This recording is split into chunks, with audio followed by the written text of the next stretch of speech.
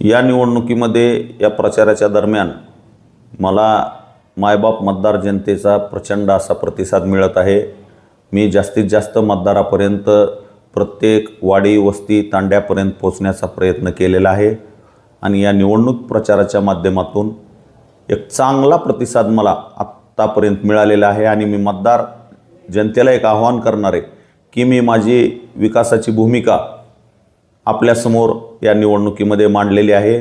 या धाराशिव जिल्ह्याचा शाश्वत विकास करण्यासाठी, धाराशिव विधानसभा मतदारसंघाचा शाश्वत विकास करण्यासाठी, महायुतीचं पुन्हा सरकार आणण्यासाठी आपण सर्वांनी मला येणाऱ्या 20 तारखेला धनुष्यबाणाच्या समोरचं बटन दाबून माझं निवडणूक चिन्ह मतदान यंत्रावर पहिल्या क्रमांकावर आहे, तर धनुष्यबाणाच्या समोरचं बटन दाबून आपले आशीर्वाद द्यावेत। आगामी काळामध्ये नक्कीच आपल्या मतदारसंघाचा गेल्या 5 वर्षामध्ये जो रखडलेला विकास आहे त्या विकासाला चालना देऊन आपला धाराशिव विधानसभा मतदारसंघ विकसित करण्यासाठी प्रयत्न करेल, एवढं मी या प्रसंगी सांगतो।